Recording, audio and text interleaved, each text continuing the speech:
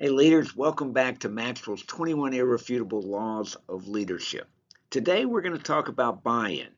And it's one of those laws where oftentimes people think, well, if the vision's good enough, the people will follow.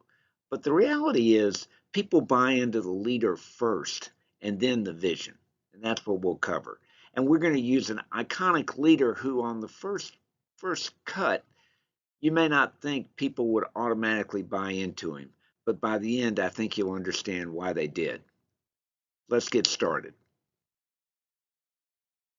Mahatma Gandhi is a name that we all recognize, and let's dive into why he is the epitome of a leader who understood the law of buy in. You see, Mahat, which means great soul in Sanskrit, was educated in London, and after he got his degree in law, he moved to South Africa where he worked for 20 years.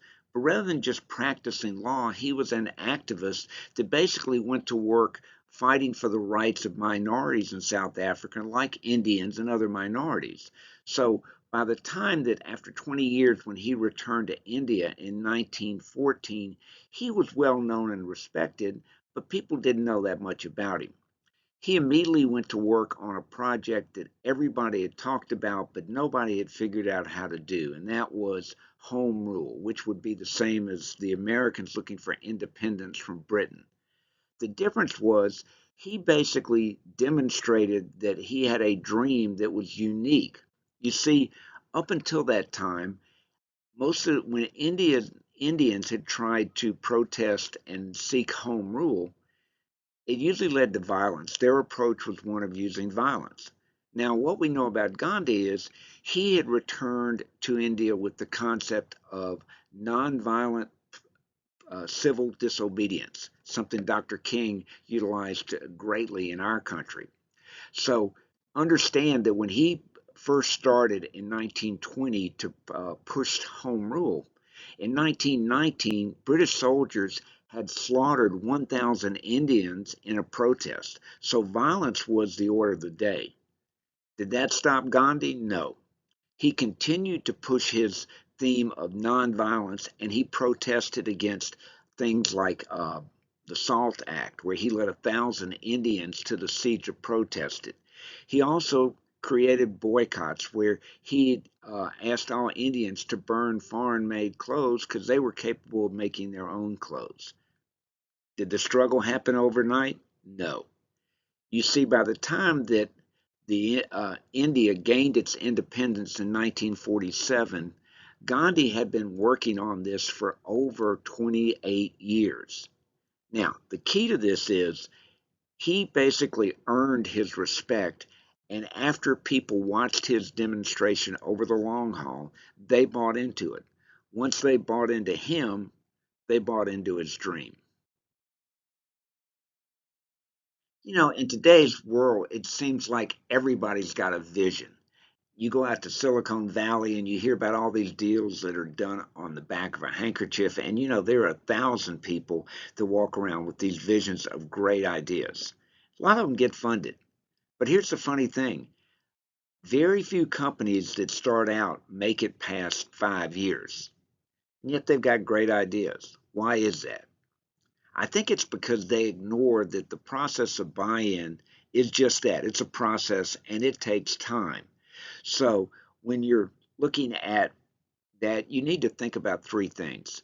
When you're looking for followers to buy into your vision, they're first going to check out your character. What kind of person are you? What's your track record? How do you treat people when it's not, no one's around? Then they're going to buy into your competence. There are a lot of people who have great ideas, but they're not really good entrepreneurs in the sense of knowing how to move them forward, or they're not good managers of people. So if you're going to get buy-in, you need to be competent. That takes time because it's hard to be competent until you gain a little bit of experience. But most importantly, they want to buy into your commitment, because one of the things that you find is everybody's got a good idea, but are you willing to go pay the price and step out in front to the point where people notice it? When they notice you're committed and they buy into your vision, that's when you've got followers. And remember, buy in is never permanent. You may think that you've got buy-in, but sometimes because of the nature of what you're leading, the vision may change. And when it does, you're going to have to start over, roll up your sleeves, and go back into this process. Okay, leaders, let's talk about the connection between leaders and vision, which we have been doing. And there's really, I like this matrix, and I think it really explains what happens oftentimes. Oftentimes, you have a leader that you don't buy into. You may not respect him for any of those three C's we talked about, and you don't even like the vision. I think when you think through some of the things that happened during our COVID crisis, you could see how some of that came to play. So, what do? Most of the time, you get another leader. What about when you don't like the leader, but you buy into the vision? I think of sports teams where oftentimes you've got a coach who the players, you've heard the statement, they quit. They won't play for that coach. Well, especially when you look at professional sports, what happens? Players don't get fired. More likely you change the coach. How about when you buy into the leader, but you don't buy into the vision? Oftentimes there are people who will say, I really love, let's say, Bill Walsh, but I don't like the offense he's running. And so oftentimes you'll give Bill Walsh the benefit of the doubt, and he'll go get some new coaches and he'll change his offense. That's what he did with Cleveland, and the West Coast offense was born, and boy, did that team buy into it. How about this? This is what we're all looking for. When you've developed the characteristics to where people buy into you and the dream that you're promoting, they buy into as well, they'll get behind you. And that's when you better watch out because you've got something that is hard to stop. And that is a leader with commitment who's got buy in from his team. Okay, leaders, we're now at my favorite slide, mirror time, where you get to assess how the law of buy-in is working for you. What I want you to do is get a piece of paper and list out everybody who reports to you, and if you don't have a lot of direct reports, list three other colleagues or other people in the organization that you interact with. Then on a scale of 1 to 10, I want you to rate how they buy into your leadership skills. Be honest with yourself because there's nothing to be gained by just making it up.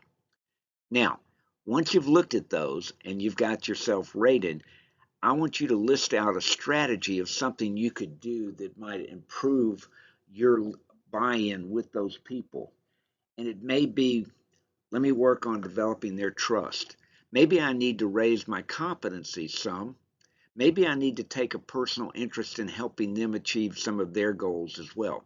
But just come up with some strategies that we're going to discuss in class. I think you're going to find this a kind of a stretch one, but I believe you're going to really benefit from doing the work. Okay, leaders, here's your homework for this week and before we get to our next session. I want you to think a little bit. I want you to take some quiet time and ask, why is leadership important to the organization? And not just leadership, but your leadership. Think about that. Next, I'd like you to think about, what is your personal mission statement? What is it that you're passionate about, that you're committed to?